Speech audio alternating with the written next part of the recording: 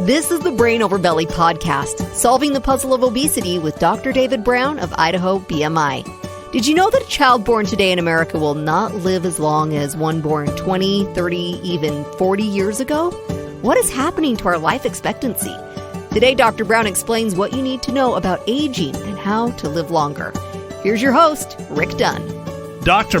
Brown, welcome back to the studio. So good to see you again today. Good to see you too, Rick. We're going to be discussing aging, the process of growing older. So, Dr. Brown, we all age. It's obvious. It's inevitable. So, why are we talking about aging today? Well, I think we're all interested in it. I am. Are you? Yeah, I am. Well, I'm starting to get a little older, and so shows. Well, I think all of us are interested in it. And also we have some worrisome trends in America, specifically in life expectancy. That life expectancy has declined over the last 5 years, and that's the first time in America. Going back to World War II, which of course we can see the reason for that decline. But since then, this is the first time life expectancy in America has been declining. So this is before COVID. Yeah. COVID is a factor, but this trend started before that. And I think we're seeing a tipping point in American health, and I think it's a very big deal, and not enough people are talking about this.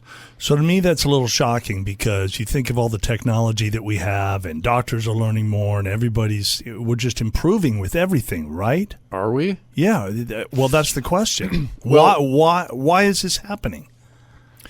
Well, I think the introduction of antibiotics was a wonder. It was a wonderful thing and helped to prolong life.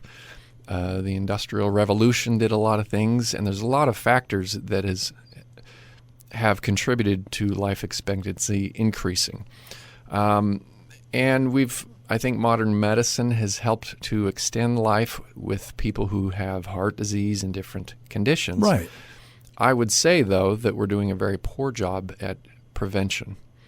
And I think we're seeing that in these trends in life expectancy. In other words, if you look at the obesity rate, 43%, over 43% of Americans are obese. 16% are diabetic. I didn't realize that number was that high. Yeah. 43% of Americans are in the obese category. Yeah. 67% are overweight or obese. Wow. So, yeah, that's a glaring reality for us, and I think diseases like that are becoming more and more common, and that is primarily why we're seeing a decline in life expectancy. So that number, as far as obesity numbers, that has continued to go up over the past how many years? I mean, going way back to like 20 years ago? Industrial Revolution. Okay. But it really started ticking up in the late 70s, early 80s. It accelerated. And so you talk about a pandemic, 43% of Americans. It's really sort of skyrocketed in the last 40 years, and the trend is consistent. It is continuing. Every year we get the report, and it's a percentage higher or so. And the reason that's happening is diet? Food, exercise, or all the above. All of the above. Foods, of course. I would say if I had to choose one thing, it's food. It's our food supply. So, yeah, I believe that metabolic disease, metabolic health, is the primary reason for a decline in life expectancy. What are bad foods doing to us specifically, just to get to the point, we're living shorter lives now. So the people that are born right now are not going to live as long as people that were born 20 years ago, 30 years ago. Is that accurate? Precisely. Yes. Right. Statistically speaking, someone born today is going to live fewer years than someone born in 1994. So what are the bad foods doing to our body? Why is this happening? I would back up, and it's not just food. If you look at what is aging, why do we age? And I think there are two pillars to that, two main drivers of the aging process. And it's a little ironic. It's sort of a two-edged sword. You think about a baby being born and they take their first breath. Well, in that breath is oxygen, and oxygen is critical for life. And we all need oxygen to live. But the ironic thing is that oxygen, the inability to use oxygen with metabolic disease, actually contributes to our aging and to our death. And I think that really is the primary driver of aging, and that is oxidative stress, the progressive inability to use oxygen as we're designed to. So oxidative stress, is that something that increases with age? That is what the studies show. So if you look at the prevalence of obesity and age, the aging population becomes more and more overweight. In other words, statistically, the highest rate of obesity is seen in the group that's 70 to 74 years old. That's a 49% prevalence of obesity in that age. That's half the people there. Yes. Yeah. And so it's just a progressive increase in the rate up until that point. And it drops off. If you look at people that are in their 80s, it's 33%. And the reason for that is, well, a lot of people are dying. Mm-hmm. If you do the same look at diabetes, same thing. Diabetes increases in prevalence with age, and it peaks out around ages 70 to 74 at 29%, which is just a crazy That's a big number. statistic. It's huge. That also declines for folks in their 80s. Again, it's because people are dying. If you look at markers of oxidative stress, and there's a bunch of them, and it's very technical, but yeah, you see a progressive increase in those markers of oxidative damage. And another factor that we have to throw in here is muscle mass. It has a very critical part in this, and it's been known for a long time that typically we hit age 40 and we start losing muscle. Yeah, muscle mass starts declining around age 40, and that ties into all of this also. So these are all factors that really go together, and I don't think people are talking about them in the way that maybe we should be. So what's happening in the body when we age?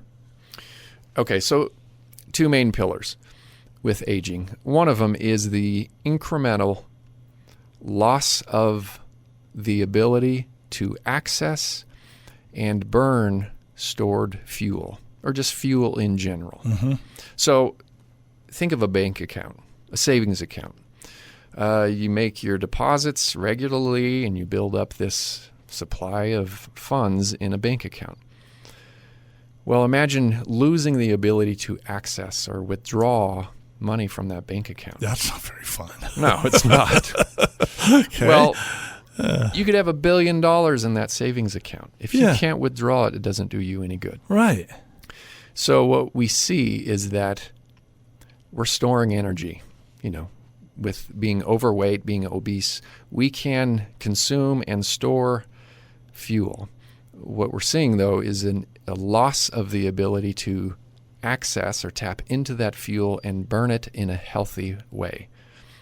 So that's, I would say, the first of the two pillars of aging. But associated with that inability to tap into that energy and burn it appropriately is oxidative stress. Mm-hmm. Oxidative stress is inherent in that loss of the ability to do that. The second pillar of aging really is the incremental loss of the ability to recover. And that happens around 40, is what you're saying? Or is that just the muscle part? We say that because that's a generalized statement. Sure. But it's just a progressive thing. Yeah. So what does recover mean?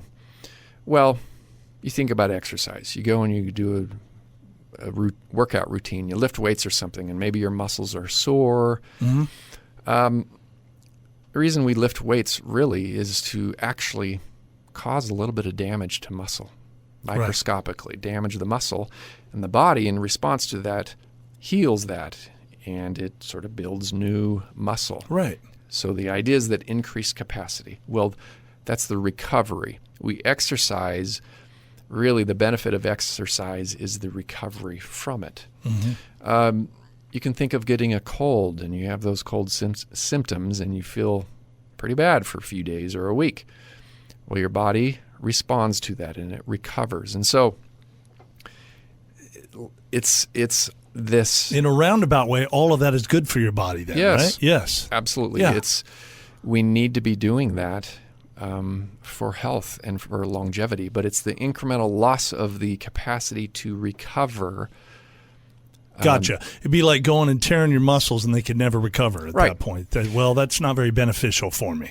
Right. Another example of recovery is we've all had little injuries. I broke a collarbone in high school wrestling and different things, and you think of someone who's 75 years old and they fall and they break a hip.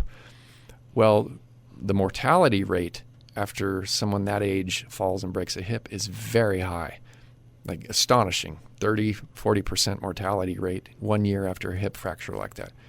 So it's the loss of the ability to recovery from injury, from illness, but even at the microscopic level, just normal stresses in our lives that we experience every day, we're losing the ability to recover and maintain balance.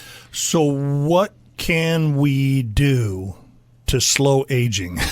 Do you have the magic potion for us? Right. None of this is worth knowing. Unless we can do something about it. Right. Well, I've thought a lot about this. Okay. I would say one place to start, we know about exercise. Yes. And you and I have talked about fasting. Yes. Sleep. Right. And food. And water. Yes. You always remember the water. I do That's always good. remember the water. I don't know why. Okay. So why do we exercise? It doesn't matter if you're running or you're lifting weights. Ultimately, you're really doing the same thing. You're moving in a way that's stressing muscle. And you're causing damage, sort of. But as you exercise, you're increasing the ability to access fuel, stored fuel, and burn it in a healthy way. There's this classic idea that, we go exercise to burn calories. Yeah, that's not really true. But it is true that we go and exercise to exercise or increase our capacity to tap into our stored fuel and to burn it in a healthy way. So you think about building a campfire. You got your fuel, your wood, and you light it, and it burns, and we need oxygen, right? If you don't have oxygen, that campfire is not going to work. And so we're sort of doing that when we exercise. We are just tapping into stored fuel, whether it's glycogen, glucose, or if it's fat. We are activating those pathways or systems in our bodies that deliver stored fuel to where it's needed and then to burn it in a healthy way. So bottom line, our bodies, we need to break down our bodies and then they need to rebuild, right? Yes. Yeah, that's a very good way to say it. Yeah. So exercising, and I do weightlifting, I think that's a good thing. Mm-hmm. I think it's the best probably, but everybody's different. But yeah, part of exercising is building that capacity to burn fuel, to access it and burn it. And a lot of people have asked me recently, so they've been shocked that I exercise fasted. And I think it's a very good thing to exercise without eating beforehand, because if we go and we exercise and we're only going to, say, burn the fuel that we just ate, we're not building the capacity of the body to tap into the stored fuel. Gotcha. Make sense? Yeah, it does. And I think that's really important to build our capacity to do that. And we've talked about that a little bit when we focused on fasting. And you have lots of different thoughts on fasting, how to fast properly, intermittent fasting. Yeah. Some type of fasting. And it's the same idea there, that fasting slows the aging process. That's a big statement. But why does it do that? Fundamentally, it's doing the same thing as exercise. If you're not putting fuel into your body, your body has to access stored fuel. So it breaks things down and then it's going to rebuild. Right. You're increasing the capacity to pull fuel from where you've stored it into the tissues that need it and to burn it in a healthy way. So in a big way, exercise and fasting are really doing the same thing. Okay. That's interesting. Something else, back to muscle and the loss of muscle as we age. Why is that? I don't think anybody has any great answers, but here's what I think. We look at that curve of the incidence of diabetes. It goes up with age. Well, really, it's insulin resistance. Well, in the setting of being insulin resistance, and just to back up for listeners, insulin signals, one of the things it does is it signals to the cells of the body to bring into the cell glucose and to use it as fuel. Well, in insulin resistance, the cells are not getting that signal from insulin effectively, and it takes more and more insulin in the body to achieve the same thing. Well, in someone who's insulin resistant, they are going to be breaking down muscle at a higher rate. They're going to lose muscle faster. So in America today, when we see an increased number of people who have insulin resistance as they age, it makes sense that they're going to have less muscle just for that reason. So by exercising regularly and stressing muscles, we actually decrease that. We see less muscle loss, one, because we're using muscles more, but we're helping also reduce insulin resistance.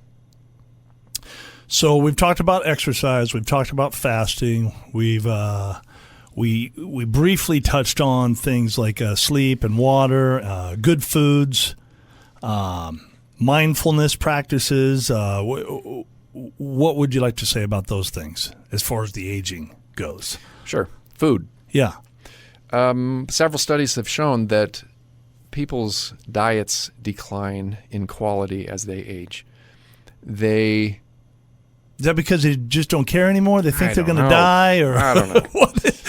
I don't know.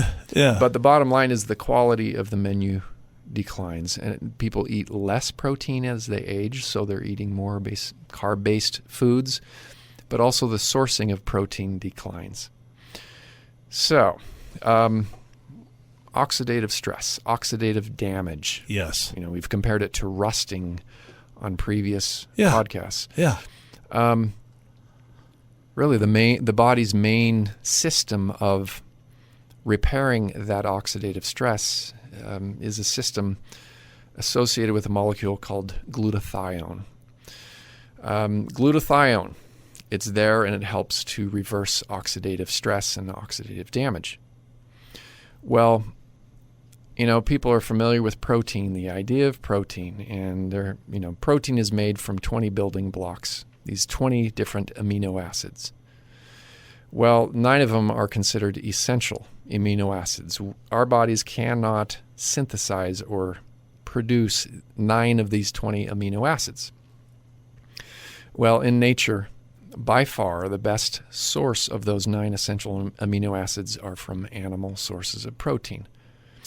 And I know there's other sources, but there's nothing that's even close to that. I mean, no. Not even a microscopic. It's right above and beyond. Right. And so, there's an amino acid called methionine, and that is a building block for this glutathione in the body that is the main system for fighting oxidative damage. Well, if you compare animal protein to plant-based protein, it's hardly comparable. In other words, you almost can't get enough methionine to really do the job. So we're pro-meat on this show, right? I'm pro-health, and that is to date, the data are quite clear on that. So, I would say if you want to slow aging, if you want to live longer, you've got to include animal source protein in your diet. Okay. So we're kind of winding down with these things. Exercise, fasting, food is important. Any other thoughts? Yes, sleep. If I had to pick 4 things, it would be build and maintain muscle mass. Do some form of fasting. Work on your sleep. When you specifically, I can't remember, and I know we've talked about sleep, but like an average adult, how much sleep should they be getting? 8 hours. 8 hours a night. Yeah, okay, for a while. Solid. The belief was, well, everybody's different. Maybe 5 to 8. And yeah, 5 doesn't seem like enough. Yeah, it's not for me, and I think the research has shown most recently, no, it's pretty much 8 hours for just about everybody. So quality of sleep and its consistency, sleeping, going to bed at the same time, and there's a lot of different things, and we've talked about it, but sleep is so important. And again, it's a repair thing. Right. It's a repair system. And actually, since you bring that up, people don't know this, but people are familiar with melatonin. Mm-hmm. You know, sun starts going down, temperature's cool, and your brain knows there's a part of the brain called the pineal gland, and it releases melatonin into the body, and it helps us prepare for sleep. We get sleepy. But what's less widely known is that melatonin is a very, very potent antioxidant in the body. So going to bed regularly is actually one of the primary ways that we fight that oxidative damage. So everything out there, you have given us the secrets to living a long, healthy life. The fountain of youth. Nobody knew that they were going to find that here on this show, but here it is. Oh, we're working on it, right? Anything else before we let you go today, Dr. Brown? We just have to be interested in our own longevity, our own health, use our minds, ask questions, and work on habits every day. Not be too judgmental of ourselves. The other thing for longevity, I would say, is find a creative outlet. Find an activity that's interesting, that you enjoy, that doesn't involve food or a screen. And just practice it. That's hard nowadays. Have some fun in life. I know it. It is. But you can go biking or hiking or bowling or something like that. Right. Yeah, learn a skill. Develop something. Yeah. Dr. Brown, as always, thank you so much for joining us. Thank you, Rick. It's a joy.